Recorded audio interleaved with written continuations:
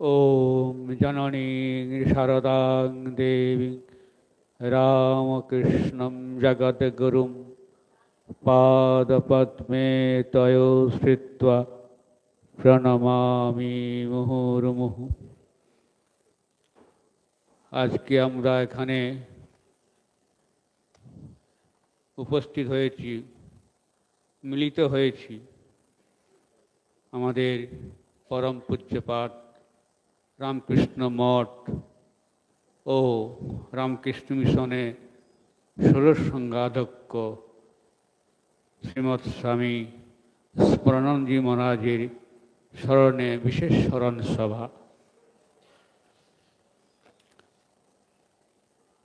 ইতিমধ্যেই আপনারা নিশ্চয় সকলে সংবাদপত্র থেকে পূজ্যপাদ মহারাজের স্মরণানন্দজি মহারাজের সম্বন্ধে অনেক কিছু জেনেছেন এবং গত 7 এপ্রিল বেলুড় মঠে মহারাজের এই প্রয়াণ উপলক্ষে, মহাপ্রয়াণ উপলক্ষে শ্রী ঠাকুরের বিশেষ পূজা, হোম এবং ভান্ডারা এবং তার বিকেলে স্মরণসভা হয়েছিল।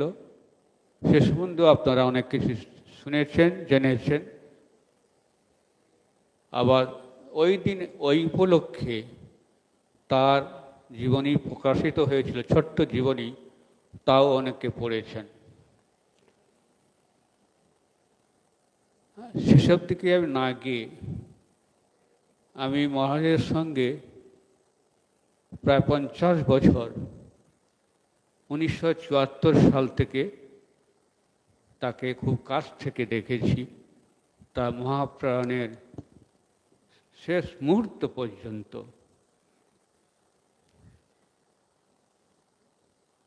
আমি তার যে চরিত্র মাধুর্য,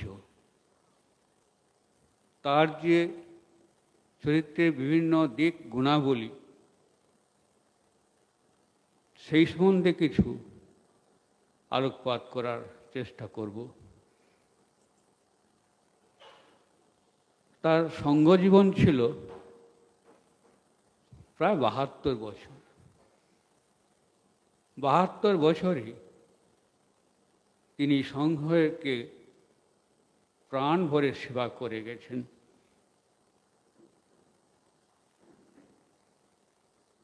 তার জন্ম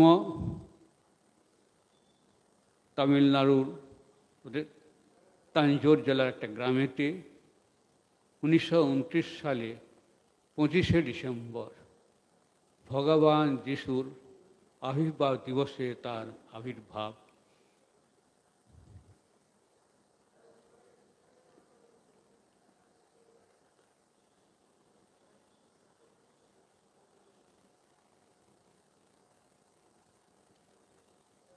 তার জীবনের প্রথম দিকে কেটেছে নাসিক এবং বোম্বেতে। বোম্বেতে যখন তিনি পড়াশোনা করেছিলেন, মর্নিং কলেজে পড়তেন আর দুপুরবেলা রিজার্ভ ব্যাংকে চাকরি করতেন। তার আগে একটা প্রেসের চাকরি করেছিলেন। আর রাত্রিবেলা, সন্ধ্যাবেলা আরেকটা কলেজে ব্যাংকের উপর ডিপ্লোমা কোর্স করতেন, CIIB। ও তার আগে একটা ব্যাংকের ডিপ্লোমা করেছিলেন ব্যাংকের উপরে। এই যে তার যে তিনি যে অধ্যবসায়শীল ছিলেন, পরিশ্রমী ছিলেন, উদ্যমী ছিলেন, আমাদের কাছে দৃষ্টান্ত স্বরূপ। আমরা একটা চাকরি করেই আমরা খুব হতাশ হয়ে পড়েই আর পারছি না। দেখুন কীরকম সেই বয়সে তিনি 3টি চাকরি সহ আরও 2টি পড়াশোনা করেছিলেন এবং বোম্বে আশ্রমে থাকার সময় বহু সাধুর তিনি পূর্ণসঙ্গ লাভ অর্জন করেছিলেন। বিশেষ করে সেই সময়ে বোম্বে আশ্রমে যে সংঘাধ্যক্ষ ছিলেন, যিনি অধ্যক্ষ ছিলেন, তিনি শ্রী শ্রী মায়ের শিষ্য শ্রীমৎ স্বামী সম্বুধানন্দজি মহারাজ। তারপর বোম্বে থেকে তার জীবন কেটেছে অদ্বৈত আশ্রম, মায়াবতী আর কলকাতা শাখা, তারপর সারদাপীঠ, তারপর চেন্নাই। এই 4টি জায়গাতে গিয়েছেন এবং 4টি জায়গাতেই তিনি সঙ্গে সেবা করেছেন।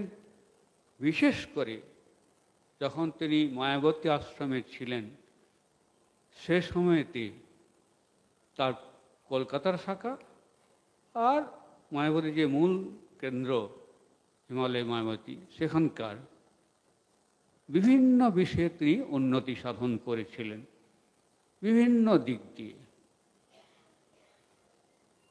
তারপর তিনি আমাদের বেলমঠে আসেন সহকারী সম্পাদক রূপে, সহকারী সাধারণ সম্পাদক, তবে সাধারণ সম্পাদক, তারপরে তিনি সহসংঘাধ্যক্ষ, তারপরে সৌরসংঘাধ্যক্ষ। তার আধ্যাত্মিক জীবনের সূত্রপাত হয়েছিল বোম্বেতে, এবং তার মন্ত্রদীক্ষা গুরু, ব্রহ্মচর্য গুরু, সন্ন্যাস গুরু, এটা খুব রেয়ার আমাদের অনেকেরই। একই গুরুর কাছে তিনি সপ্তম সংঘাধ্যক্ষ পরপূজ্যপাদ স্বামী শঙ্করানন্দজি মহারাজের কাছে হয়েছিল। তিনি 1952 সালে যোগদান করেন রামকৃষ্ণ সংঘেতে, 1956 সালে তার ব্রহ্মচর্য হয়, 1960 সালে তার সন্ন্যাস হয়।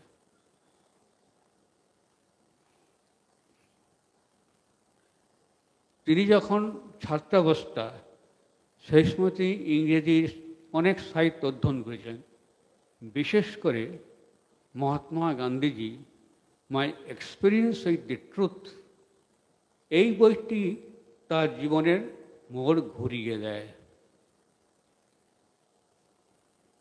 এবং সেই দিন থেকে মহাত্মা গান্ধীর যে রাম নাম, সে রাম নাম তার জীবনের একটা পুরো দিক পরিবর্তন করে দিয়ে তাকে আধ্যাত্মিকতা পথের দিকে নিয়ে চলে গিয়েছিলেন। তিনি শাস্ত্রজ্ঞ ছিলেন, বাইরে থেকে বোঝা যেত না। তার গীতা ছিল কণ্ঠস্থ, এবং দক্ষিণ ভারতের সব ছেলেমেয়েরাই বিশেষ করে বিষ্ণু সহস্রনাম আর ললিত সহস্রনাম আর মুকুন্দমালা স্তোত্র কণ্ঠস্থ করত। তিনি যখন কোথাও হাঁটতে যেতেন একা একা, তখন তিনি মনে মনে আবৃত্তি করে যেতেন। এটা তার মধ্যে জ্ঞান ভক্তির পুরো সমন্বয় ছিল। অথচ তিনি তার একটি প্রবন্ধ বেরিয়েছিল 1978 সালে প্রবুদ্ধভারত পত্রিকায়, যে প্লেস অফ ভক্তি ইন অদ্বৈত বেদান্ত। যে অদ্বৈত বেদান্তে যে ভক্তি আছে, তিনি এত সুন্দরভাবে বিশ্লেষণ করেছিলেন ইংরেজিতে, তা ভাবা যায় না।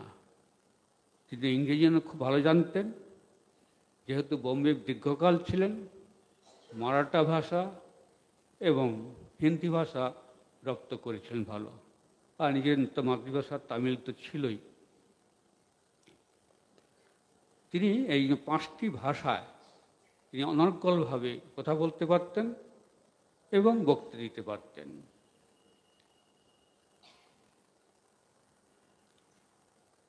আবার তিনি বাংলা ভাষা বিভিন্ন রস আস্বাদন, বাংলা ভাষা যে সাহিত্য, সেই সাহিত্যে তিনি রস আস্বাদন করেছিলেন। এবং তিনি নিয়মিতভাবে, যখন বিশেষ করে সারদাপীঠে ছিলেন আমাদের, সেই সময় তিনি ব্রহ্মচারীদের সন্ন্যাসীদের শাস্ত্র বিষয়ে ক্লাস দিতেন, এবং ভাগবতের উপরেও তার বিশেষ অসামান্য দখল ছিল। তিনি প্রত্যেক সপ্তাহেতে ওই সারদাপীঠেতে ভাগবতের তিনি ক্লাস দিতেন।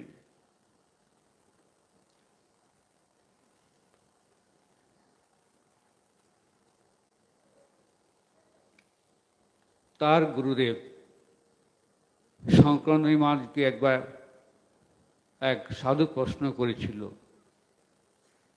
তখন সংঘের বিভিন্ন বিষয়েতে। তিনি সব শুনে বললেন, আচ্ছা এই সংঘটা কার, আমার না তোমার? তারপর তিনি বললেন, এই সংঘ শ্রীরামকৃষ্ণের। শ্রীরামকৃষ্ণের সংঘ তিনি চালাচ্ছেন, তিনি দেখবেন। আমাদের কর্তব্য এই সংঘকে সব কিছু বিলিয়ে দেওয়া।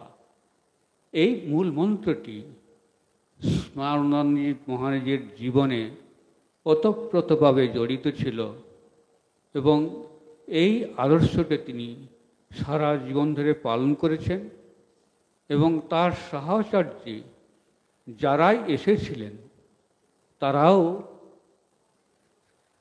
তাদেরকে এই মন্ত্রতে তিনি উজ্জীবিত করতেন।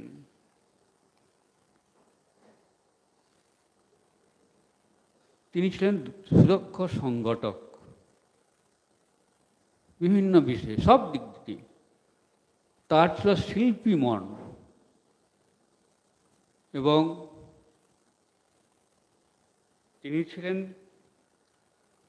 সরল এবং তার জীবন ছিল অনাড়ম্বর। বাইরে থেকে তিনি বোঝা যেতেন না। আমি দেখেছি যখন ট্রাস্টি মিটিং হতো 1983 সালে তিনি গভর্নিং বডির সদস্য হন, ট্রাস্টি হন। সারদেবের থেকে এই ছোট্ট একটা ছাতা ছিল, হাতে করে নিয়ে তিনি হেঁটে হেঁটে আসতেন, মিটিং হেঁটে যেতেন এবং প্রত্যেক দিন তিনি একটা নির্দিষ্ট সময়েতে সব মন্দিরে প্রণাম করতে যেতেন। দক্ষিণ ভারতের একটা ওদের ঐতিহ্য আছে, ট্র্যাডিশন আছে, সব ছেলেমেয়েরা কিন্তু ভোরবেলা স্নান না করে কখনো ঠাকুর ঘরে যান না। মহারাজের জীবনটাও তাই ছিল, তিনি স্নান না করে কখনো ঠাকুর ঘরে যেতেন না।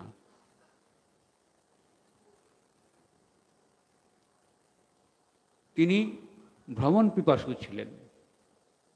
আমাদের মধ্যে শুধু জায়গা দেখা দেওয়া নয়, সেই জায়গার নিখুঁত বর্ণনা,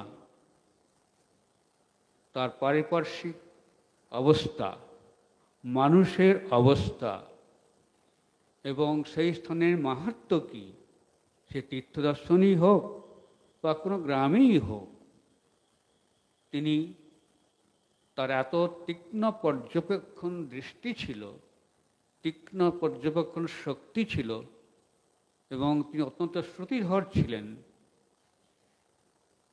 তিনি সেগুলোকে অনর্গলভাবে বলে যেতেন।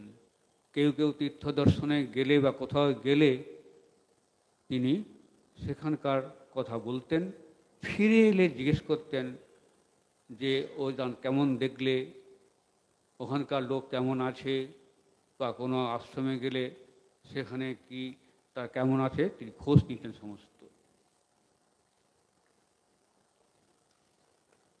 সেই জন্য তার সেই জন্যই তিনি বিভিন্ন জায়গায় ঘুরেছেন, এক্সটেন্সিভলি ট্রাভেল করেছেন দেশে বিদেশে, এবং সেই সব কথা তিনি তার বইয়েতে, একটা বই বেরিয়েছে তার বিভিন্ন জায়গায় তার কথা লেখা আছে, সেটা পড়তে পারেন আপনারা। আর তিনি খুবই মিশুক, তিনি সবাইয়ের সঙ্গে একেবারে মিশতে পারতেন। যখন তিনি সারা তুলেছেন, প্রত্যেক দিন বিকেলবেলা আমি আর তার ছিলেন একজন সাধু ওখানে ছিলেন, আমাদের বন্ধুস্থানীয়, দুজনে বসে মহারাজের অফিস ঘরে আমরা কফি খেতুম। আর সেই সময় তিনি বিভিন্ন তার জীবনে নিজের অনেক কথা তিনি আমাদের বলতেন, সঙ্গের কথা বলতেন। এবং তিনি ছিলেন খুব দূরদৃষ্টি সম্পন্ন মানুষ। সেই হিসাবে তিনি কার্যক্ষেত্রে, কর্মক্ষেত্রে হাত দিতেন এবং সেটা যে কোনো প্রকারে হোক পরিশ্রম করে তিনি সেটাকে দান করে দিতেন। আর ছিলেন কি, ঠাকুর মার প্রতি তার একান্ত নির্ভরশীলতা, সদা হাস্যময়। কখনো আমি তাকে টেনশনে ভুগতে দেখিনি। কি সহকারী সম্পাদক রূপে বা যখন কলকাতায় অধ্যক্ষ ম্যানেজার ছিলেন, যখন প্রত্যেক রবিবার যে মঠে আসতেন বা সারদা পীঠে ছিলেন, তিনি সব সময় তিনি ঠাকুর মার কথা চিন্তা করতেন এবং তাকে নিয়ে থাকতেন। বলতেন যে ঠাকুরের সঙ্গ, আমাদের কাজ হচ্ছে আমাদের সব কিছু তাকে দিয়ে দেওয়া, তারপর ছেড়ে যাওয়া, তারপর নির্ভরশীল থাকলে সব কিছু হয়ে যাবে। এই জন্য তিনি সর্বদা অন্তরেতে ঠাকুর মার ময় হয়ে তিনি উঠেছিলেন। তোমার তার জীবনী পড়ে দেখবেন, আমরা আগে কখনো তিনি বাইরের কাছে প্রকাশ করতেন না যে কতভাবে ঠাকুর মার দর্শন পেয়েছেন এবং আরও অনেক দেবদেবী তিনি দর্শন পেয়েছিলেন। তার সেবকদের কাছে তিনি মাঝে প্রকাশ করেছিলেন বলে আমরা এখনই জানতে পেরেছি।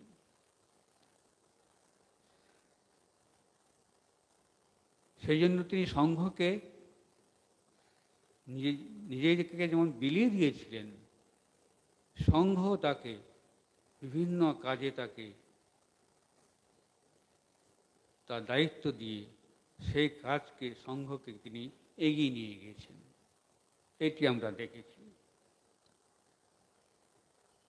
আর তিনি ছিলেন সঙ্গীতজ্ঞ। তার রাগ রাগিনীর উপর খুব গভীর জ্ঞান ছিল, গানের পরম সমজদার ছিলেন। এই যে আজকে দিনেতে আমরা ঘরে ঘরে আরতির ক্যাসেট পাই, কথামৃতের ক্যাসেট, গানের ক্যাসেট পাই, শ্রী শ্রী চণ্ডীর কথার ক্যাসেট পাই, সব কিছু তিনি সারাদেবীতে থাকাকালীনই এগুলি করেছিলেন। আর আজকে বক্তা যে রয়েছেন দীপক সরকার, তিনি একবারে ছাত্রাবস্থায় থেকে তিনি তার সঙ্গে সঙ্গ করেছেন। বিশেষ করে আজকের দিনে যে অখিল ভারত বিবেকানন্দ যুব মণ্ডল কীভাবে সৃষ্টি হলো, সৃষ্টি কীভাবে সারা ভারতবর্ষে ছড়িয়ে গিয়েছে, স্বামীজির ভাবকে প্রচার করেছে এবং গ্রামে গঞ্জে নিয়ে গেছে, সে শুনে তিনি বিশদ বলবেন ওদের দীপক সরকার। মহারাজের ছিলেন তিতিক্ষাময় জীবন। আচার্য শঙ্কর তার বিবেক চূড়ামণিতে বলেছেন, সহনাম সর্বদুঃখানাম, যা কিছু করবে হাসি মুখে গ্রহণ করবে। তার রোগ শোক হলে বা কোনো কিছু হলে তার বাহ্যিক প্রকাশ কিছুরই প্রকাশ পেত না, নিরবিধি সহ্য করতেন। আর বৃহদারণ্যপনিষদে রয়েছে যে আমাদের যে রোগ শোক হয় সেটি একটা তপস্যার সমান। আমাদের পূর্বজন্মের যে কর্মফল, প্রারব্ধ, এই সমস্ত ছোটোখাটো ভোগের মধ্যে দিয়ে সেগুলো ক্ষয় হয়ে যায়। উপনিষদে আচার্য শঙ্কর বিশদভাবে ব্যাখ্যা করেছেন।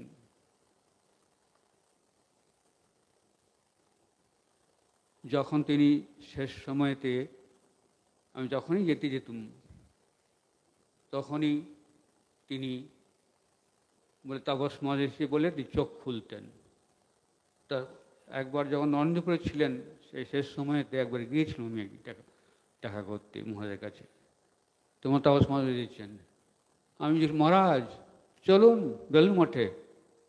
তখন খুব জোর করে বললেন, আমি তো আগেই বলেছি যাব, কিন্তু তিনি আর আসতে পারেননি, সশরীরে আসতে পারেননি, কিন্তু মানসিকভাবে তিনি এসেছিলেন দেহের সঙ্গে। আমি ওই সময় হাসপাতালে ছিলাম।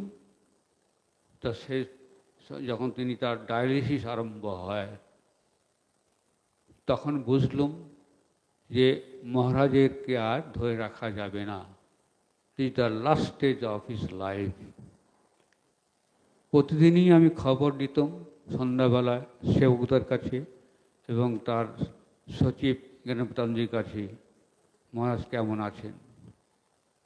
যখন দোলের দিন রাত্রিবেলা নীলাদ্রি মহারাজকে ফোন করলুম, মহারাজ কেমন আছেন, আপডেট নিলুম, তখন বুঝলুম যে এইবার তিনি মহাপ্রস্থানের পথে এগুচ্ছেন। তারপরের দিন একটা বেলিমুটি মিটিং ছিল, সকালবেলা আবার ফোন করলুম জ্ঞানপ্রতানন্দজিকে, তিনি বললেন যে খুব সিরিয়াস অবস্থা।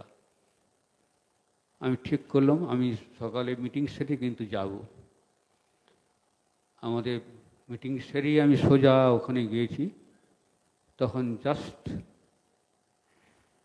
তার হার্ট অ্যাটাক, কার্ডিয়াক অ্যারেস্ট হয়েছে, কিন্তু জীবন ছিল, তখনও ভেন্টিলেটারে ধুকধুক করছিল। 1 ঘন্টা আমি যখন ঠায় দাঁড়িয়েছিলাম, দেখলাম কী করে তিনি এই পার্থিব শরীর ত্যাগ করে শ্রীরামকৃষ্ণ লোকে চলে গিয়েছিলেন। তার যখন সব মনিটর নিস্তব্ধ হয়ে গেল, লাল হয়ে গেল, স্তব্ধ হয়ে গেল, তখন ডাক্তারকে নিয়ম অনুযায়ী যা করার কথা করার পর, তারপর যখন তার যে যাকে দেখাশোনা করতেন ডক্টর পরীক্ষা করতে এলেন, তিনি এসে দেখলেন, দেখে লাস্ট তিনি ইসিজি নিলেন, অল স্ট্রেট লাইন। তখন তিনি ঘোষণা করলেন যে মহারাজের শরীর গেছে 8টা 14 মিনিটে 26 তারিখে। তারপর তার মরদিন এল। তারই আজকে স্মরণ সভায়, এই স্মরণ সভা সভাপতিত্ব করছেন আমাদের পরম প্রিয় স্বামী লোকোত্তরজি মহারাজ।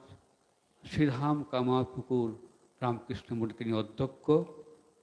মহারাজ যখন সাধারণ সম্পাদক ছিলেন, সহকারী সম্পাদক ছিলেন বেলমঠে হেডকোয়ার্টার্সে, তখন উনি কাজ করছেন, তিনি আজকে এই সভা সভাপতিত্ব করবেন।